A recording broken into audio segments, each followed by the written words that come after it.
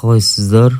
Бұл ағылшын тілі каналы. Біз дейтін 9-шы юнитқа келдік, яғни 9-шы сабаққа келдік. Қайталап кетейін, біз Essential Grammar Notes деген кітап бойынша өтіп жатырық. Ол кітапта 114 сабақ бар. Қазір біз 9-шы сабақтамыз. 9-шы сабақта I have, I've got деген ережені өтетін боламыз. Яғни бұл ереже өте маңызды, ағылшын тілінде өте керек сөз, әрдайым қолданыста. Сондықтан мән беріп қойыңыздар.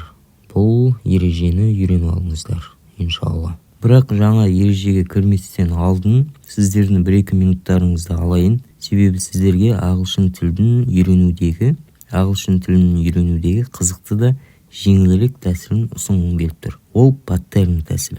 Яғни сіздер осында үйреніп жатқан грамматикаларды паттернге салып автоматизмге апара аласыздар. Менің жабық телеграм каналымда сіздерге әрбір өтіліп жатырған сабаққа паттерн беріледі. Және сөздік беріледі. Және тіпті қосымша қысқа түсіндірме видеолар да болады. Паттерн деген не нәрсе, оны қалай қолдану керектігін білгіңіз келсе, осы видеоның астына WhatsApp және Telegram бар номерімді қалдырдым. Сол номерге паттерн керек емес деп, сол номерге паттерн керек деп жазсаңыз, сізді бір жабық телеграмына тіркеймін. Сол каналдан сіз түсіндірме видеоны көре аласыздар. Және өзіңізге бір паттерн аша аласыздар. Сол паттернде 3 грамматикалық ереже беріледі. Сол ережені 15-20 минут ішінде үйреніп шығасыздар, иншалла. Ерінбей кіріп қараңыздар, жаңа тәсілді үйреніңіздер, жаңа 3 грамматиканы үйреніп алыңыздар.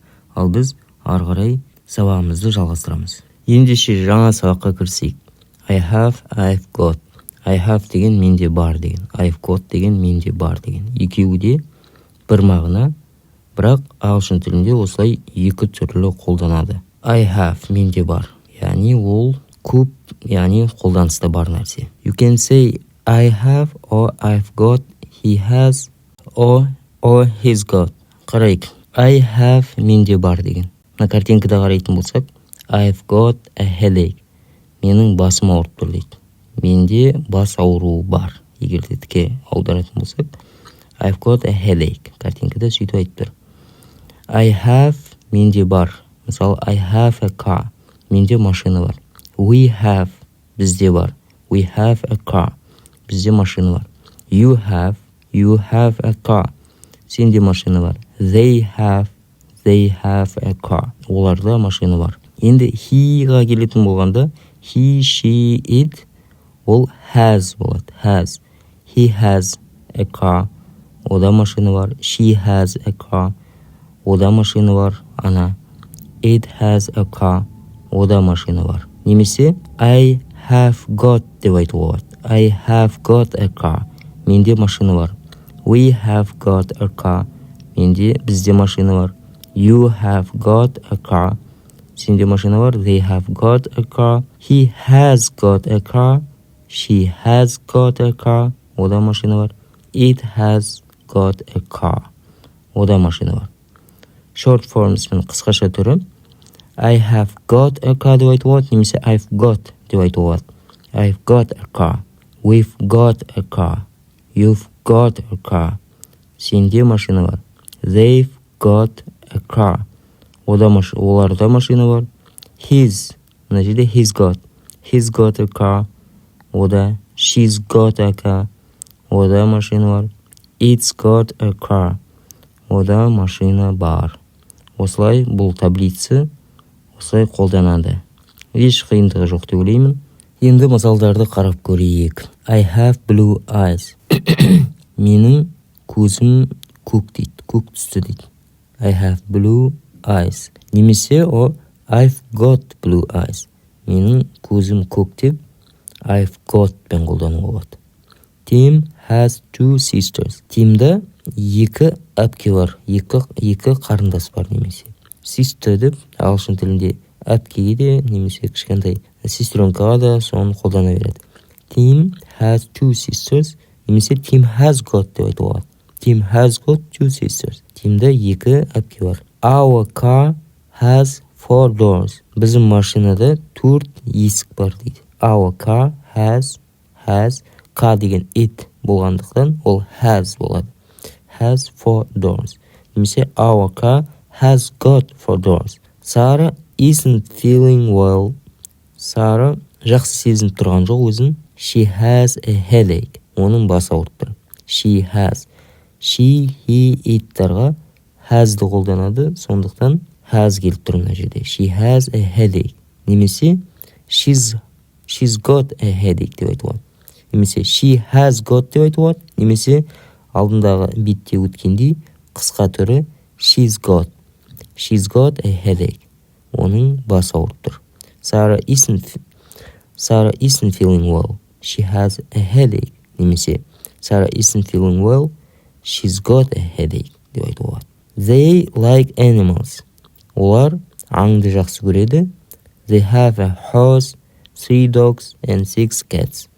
Оларда 1 жылқы бар, 3 ит бар және 6 cats, 6 мысық бар. They have a horse, 3 dogs and 6 cats. Немесе they've got деп айтуға. They've got a horse, 3 dogs and 6 cats. Енді бұл таблицада негативті қарап көрейік. Негатив деген яғни болымсыз. Мысалы, менде бар деп жаңадан бері айттық қой.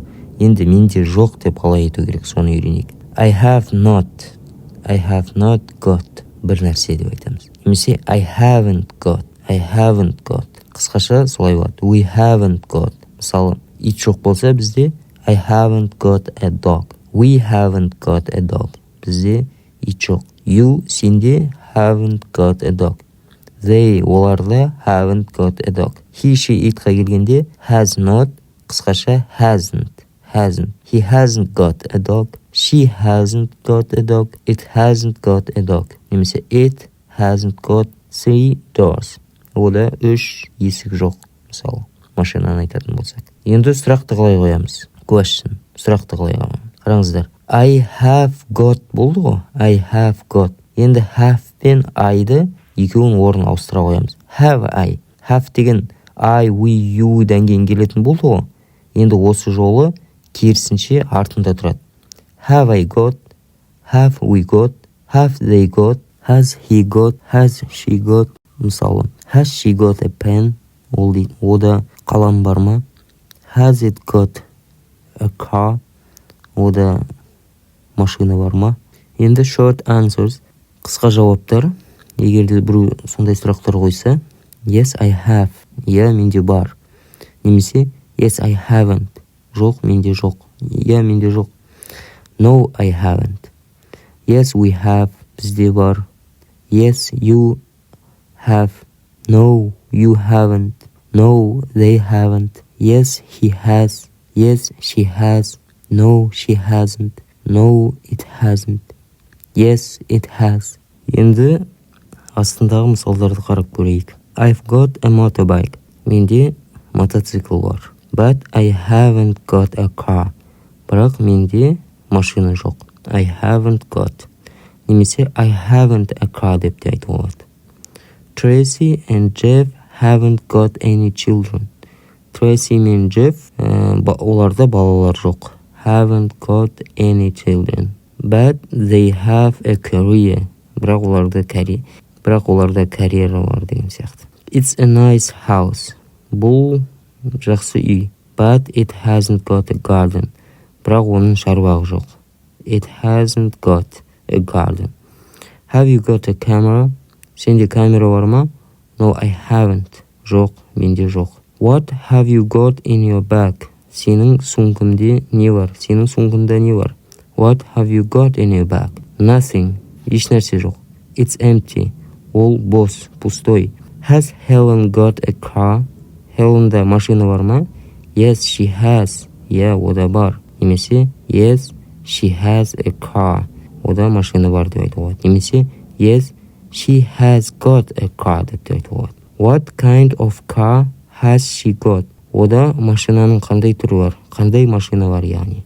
Қараңыздар, енді have осы ережесінде тағы да бір басқаша қолдануға болады. Have-ті. Мысалы, менде жоқ деген кезде I haven't got деп айттық қой. Енді бұл сөйлемдерде I don't have деп те айтуға болады. I don't have a car.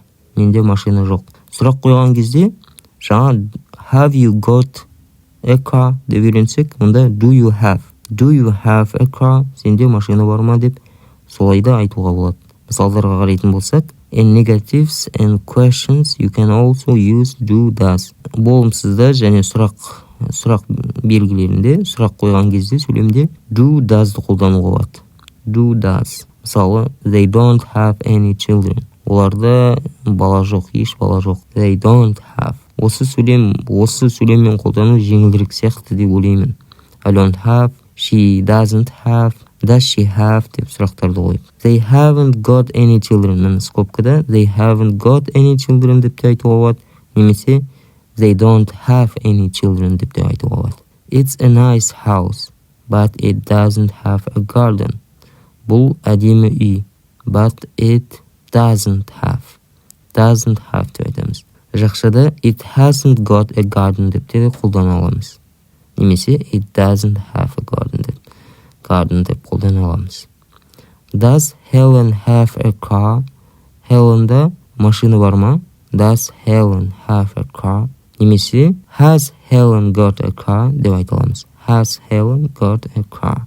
What do you have in your bag? Сен сумкаңда не бар? What do you have in your bag? What have you got in your bag? деп айтуға болады. What have you got in your bag? Сенің сумкаңда не нәрсе бар? Осымен сабағымыз бітті. Егерде пайдалы болған болса, лайк басып қойыңыздар, тіркеліп қойыңыздар. Және де паттерн жайында маған жазып, 3 ереже ағылшын тілінің бар паттерн алып қолданып көріңіздер. 3 күрделі ережені үйреніп алыңыздар. 15-20 минуттың, 20-30 минуттың ішінде, иншалла.